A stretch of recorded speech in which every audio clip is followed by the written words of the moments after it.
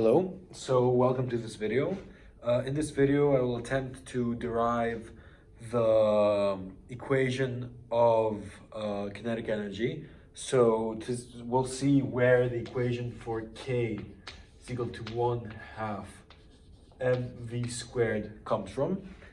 And by doing this, we will also derive the work energy theorem, or I should say, we'll derive the work energy theorem, and from there we'll see where the formula for the kinetic energy will come from. So I will do this from first principles, which means I will only use Newton's second law for linear motion and some single variable calculus. In the end, we'll see what the consequences of what we derive will mean and how it can help us in solving physical problems. Okay, so I'll leave that there, and I will begin by writing over here the equations we're going to need. So the equation we're going to need, the main equation is Newton's second law. So Newton's second law of motion states that the net force acting on the center of mass of a system of particles is equal to the mass of the total mass of the system times the acceleration of the center of mass. So notice here that I am using the center of mass of the system, and I'm using a system. So a system of particles is just a collection of particles. For example, this eraser may be a system of particles.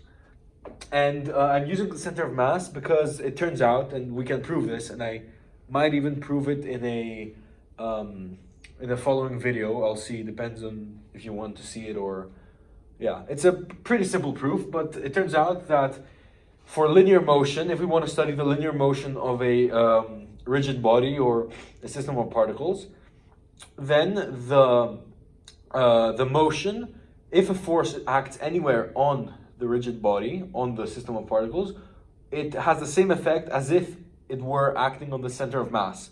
So any force on the body, we assume it acts from the center of mass. Again, I'm going to prove that, but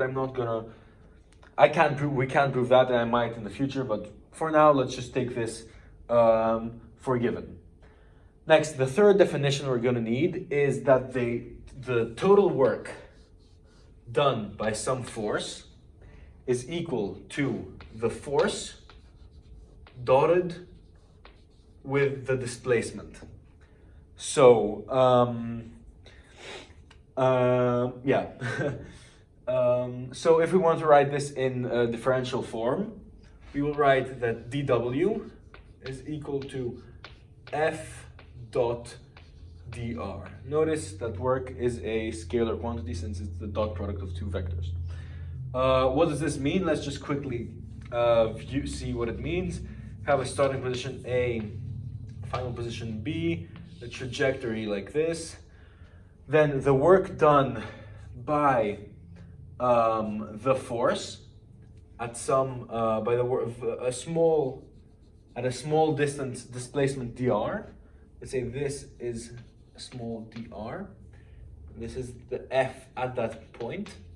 Will be equal to the dot product of F with dr, where the magnitude of the work, the magnitude, this is a magnitude, but this will also be equal to the magnitude of F times the magnitude of R times the cosine of the angle formed by F and dr, or F and R.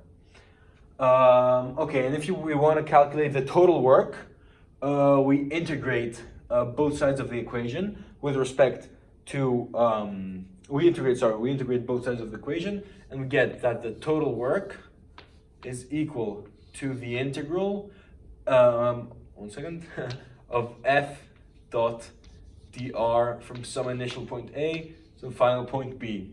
So this over here obviously only holds for a constant force. So if the force is constant, we can simply drag it out of the integral, have the total displacement. But this is the equation we are interested in, the integral form of the equation. Okay, so now let's get started with the derivation. Let's keep this here, and let's move on to that point over to that equation over there. So notice that we have a force over here, a force over here. If we want to get the work on the left-hand side, we can just integrate both sides of Newton's second law with respect to, vector, with respect to displacement. So let's begin by doing that. So by integrating, we get that the integral from A to B of f dot with dr is equal, I'll drop cm, but we know that is the force acting on the center of mass, is equal to the integral of the mass times the acceleration with respect, dotted actually, with infinitesimal change in infinitesimal displacement from A to B, of course, again. Okay, so the left-hand side is simply the total work done on the system of particles. So we will go ahead and write that. Now, if the system has a constant mass, so if the mass is constant, we can move it out of the integral, and then we'll use the definition of acceleration, i.e. that acceleration is the rate of change of velocity with respect to time, replace it in acceleration, and we will also use the definition of velocity, that velocity is the rate of change of displacement with respect to time, which in turn means that displacement, infinitesimal displacement, is equal to velocity times infinitesimal time. So we'll get this equation and we will use this equation. So we'll plug in acceleration for acceleration and dr for dr, obviously. And let's see what we'll get. So mass times the integral from A to B, that's a D, B, it's a D again, it's fine, from A to B, of acceleration, which is dv dt, dv dt times, dotted actually, with v dt. Okay, so let's take a look at this quantity over here. So this quantity over here actually is, and I'll show why, but I'll write it out first, is actually the derivative with respect to time. This over here is the derivative with respect to time of 1/2 of v squared. Now, why is that? Let's take the derivative of 1/2 v squared with respect to time to actually verify that that is true. So the derivative of this will be equal to 2, we drop the power, times 1/2 times v. But now we have to multiply with the derivative of velocity with respect to time, because velocity is a function of time and we are performing the chain rule. So this will be times dv dt. And these cancel, and we actually end up with v dt, which is exactly what we have here, with one difference. What is that difference? The difference is that these are not vector quantities because they come out from this. Well, here we do have vector quantities. What does this mean? It means that vectors, we do not actually care about the velocities, but we only care about the speeds of the particles. And we'll see how that helps us in the end. Okay, let's go on. Substituting A to B, mass of the system times the derivative of 1/2 the velocity squared with respect to time. Now, from calculus, we know that the integral of a derivative of a function is equal to the function itself. So if you take the integral of a function and then take the derivative, it's just the function itself. They cancel out in some sense. So we'll use that fact and we'll get rid of the derivative. But remember, we can use the second part of the fundamental theorem of calculus, we have to use the second part of the fundamental theorem of calculus and calculate the value of the function at the endpoints. What are the endpoints? A and B. So let's do that. So we cancel out the derivative and we get m1/2 v squared.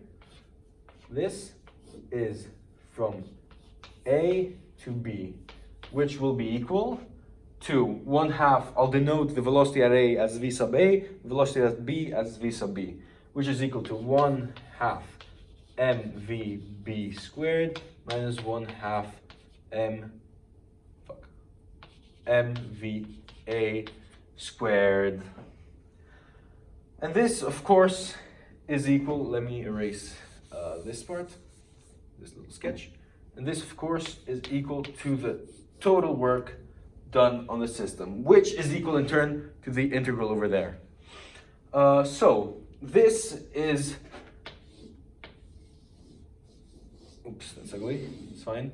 This is the work kinetic energy theorem.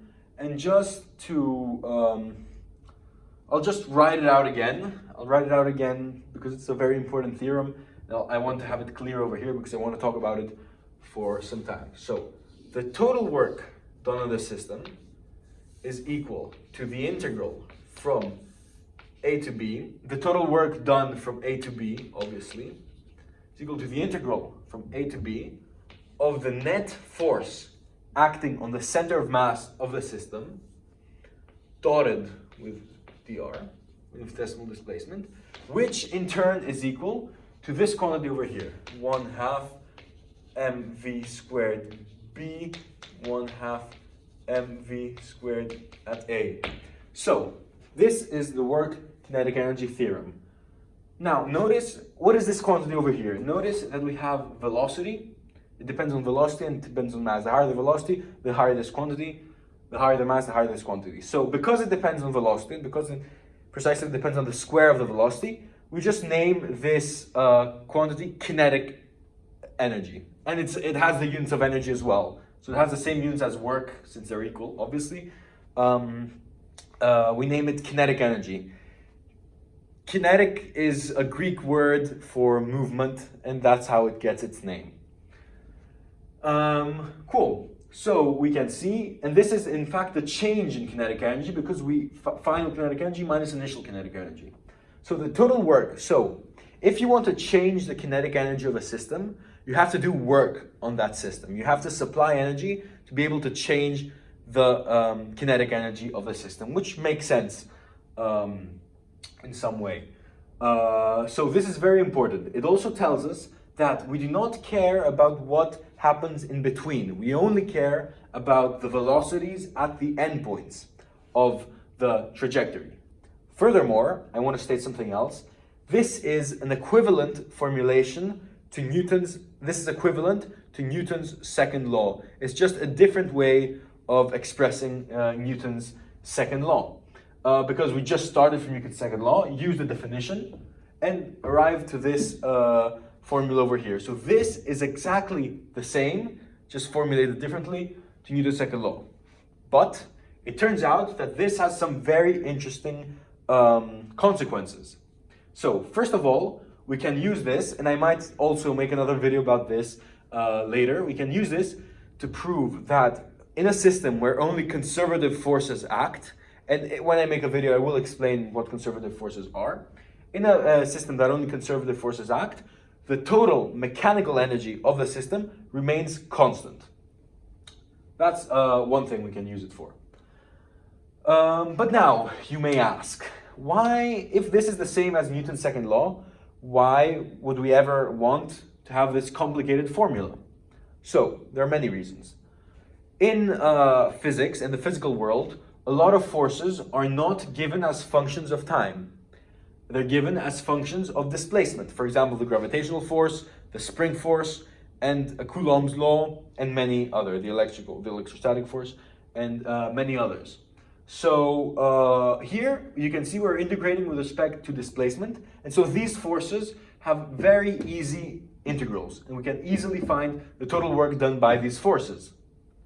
On the other hand, here, we wouldn't be able to find the equations of motion because acceleration is dv dt.